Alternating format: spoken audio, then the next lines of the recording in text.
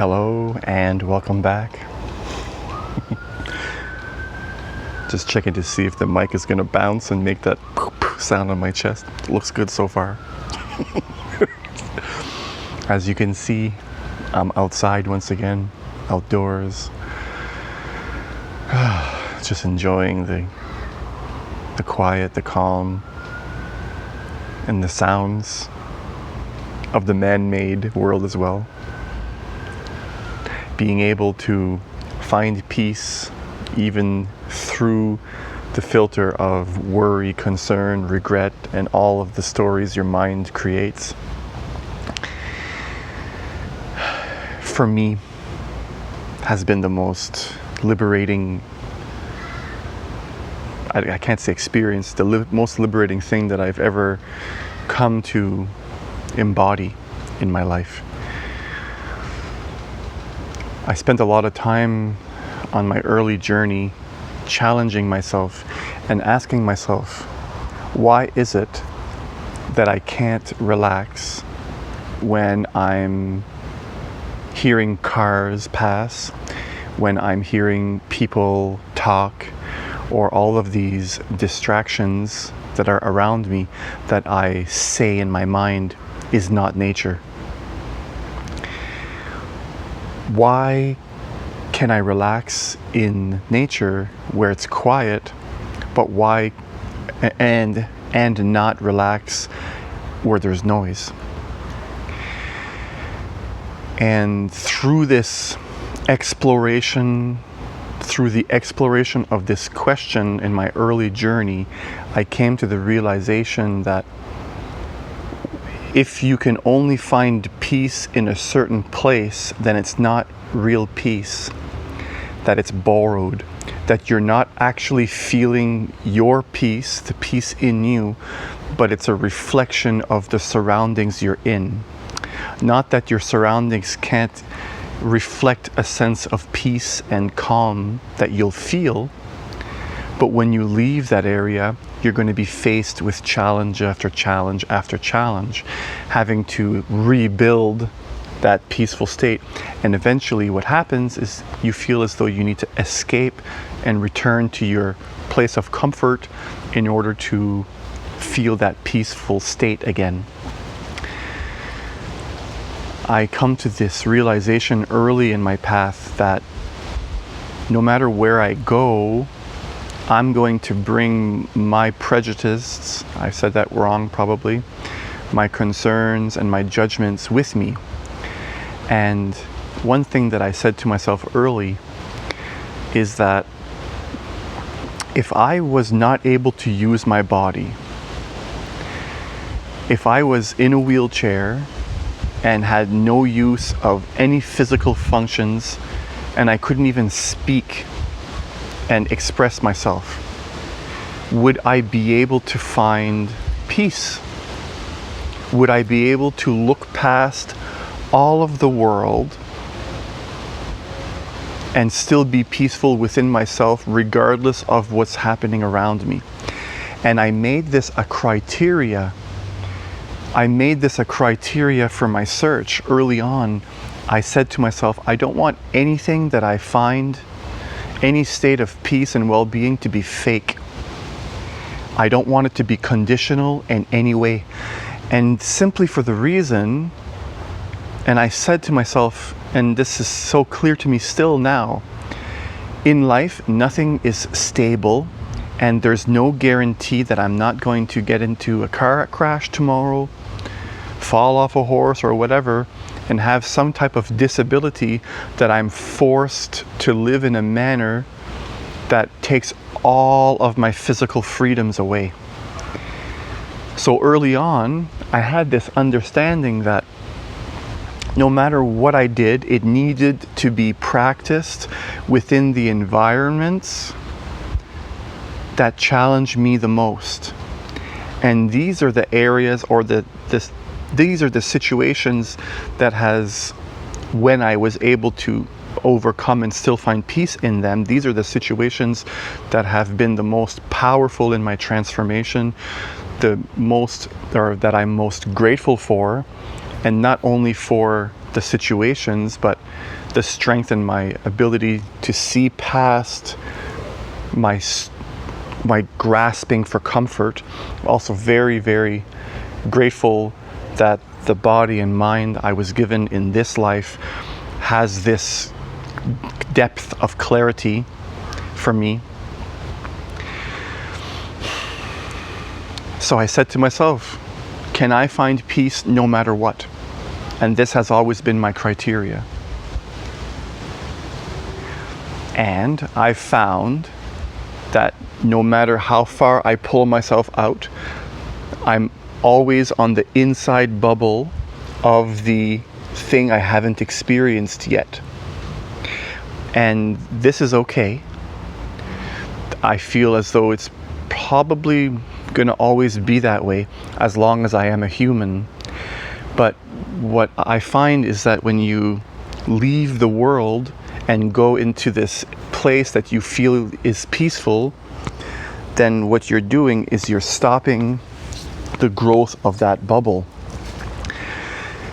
Okay? Because in my experience, peace is not going into a bubble that's calm and stable, but it's understanding that as your bubble of comfort grows into the discomfort, that accepting there's discomfort here and I'm going into it is what gives the sense of peace.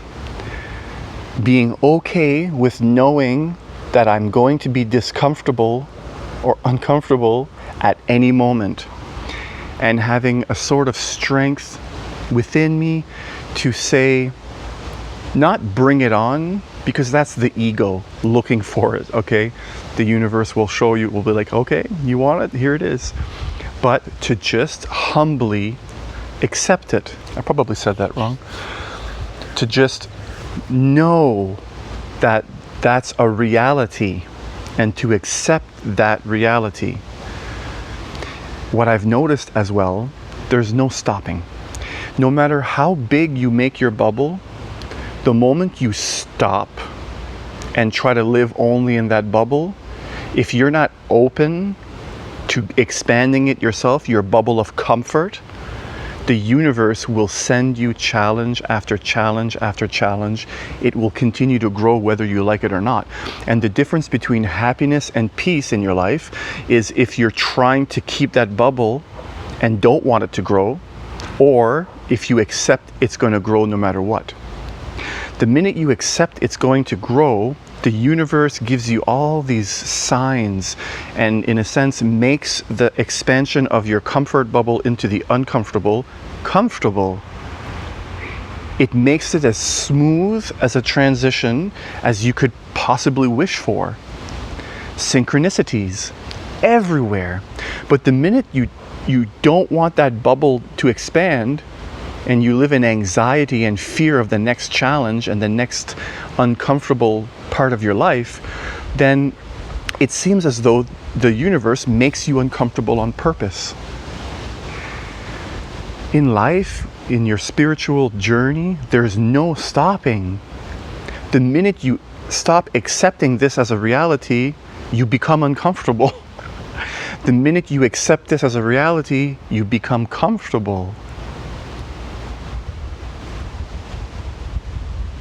So the well of peace, the depth of joy and peace that I talk about often in the videos and the posts is really about this. This is really what I'm referring to, is this understanding that I have stumbled upon and realized early on, that being comfortable in the uncomfortable, being comfortable in change, accepting you're going to die, meditating on your death. And not only the physical death as in not going to be on earth anymore, but the death of certain abilities that you may experience here. So if you simply play a story in your mind of you losing the lower part of your body, if you notice immediately there's a sense of anxiousness and resistance towards that, then I feel as though it's important for you to meditate on that and look deeply into the ego aspect of you that's clinging on to what you have, the ego aspect that doesn't want this comfort bubble to expand. Because one day, you're going to need to face the reality that all of it is going away. And the Buddhists believe that clinging onto the physical, onto the mental, clinging in general, is what binds us into our next lives. And if you can't let go, then there's a possibility that your next life might be worse or more challenge stricken, or just filled with more challenges for you to overcome the struggles and the grasping nature of the ego within you that you weren't able to let go this lifetime.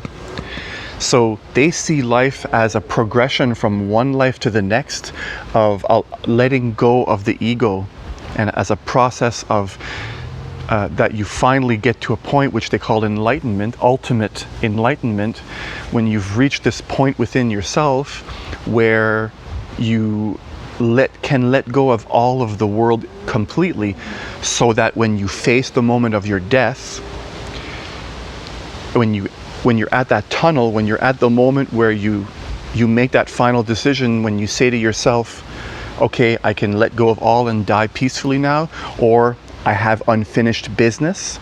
Okay, when you get to that point, that you don't make the decision based on your unfinished business and then fall back into an unfortunate rebirth. They talk a lot about compassion and selflessness, and this as the path of enlightenment, developing more compassion towards everything. Boundless compassion. There's a story, I'll leave the video with this, and it's quite intense. There's this Buddhist monk who had been meditating for 3 years in a cave and have been wanting to see the Buddha all this time. And after 3 years, he got frustrated and realized he was never going to see the Buddha. So he left, went back into the world, and after a short period of time, got a bit more motivation to go back in and try again. And he repeated this up to 3 times. And after his 3rd time, he finally said, that's it, I'm done, I'm never going to see the Buddha, and he laid it to rest. And as he left his hermitage, his retreat for the final time, he entered into the city, he came across a dying dog on the side of the road who was full of maggots. And the man was overcome with this compassionate sense to help the dog. And when he noticed that if he was to use his fingers to remove the maggots on the dog, that he might kill the maggots, so he knew in an instant that the only way to remove them without hurting the maggots was to use his tongue. So at the very moment that he bent down to remove the maggots, next thing he realized, his tongue touched the ground. In surprise and amazement, he looked up and the Buddha was there before him. And he asked the Buddha, why do you show yourself now and not all this time when I was meditating for you? And the Buddha said to him, it is only now, after having spent all that time removing your grasping nature, removing all of your impurities, that you have let go enough of the ego to finally have seen me in the dog. And it was your boundless compassion to help the dog without harming the maggots that finally was able to see that I wasn't the dog, but the Buddha himself in a final test. So he took the dog and brought the dog on his shoulder and said, the Buddha said to him, if you don't believe me, bring me with you and I'll prove it. And as he went into the city, he asked people, what is on my shoulder? And the vast majority of people said, Nothing, nothing, nothing. It was only this one older lady who had a certain sense of peace and serenity about her as well that said, you have a dying, maggot-ridden dog on your shoulder.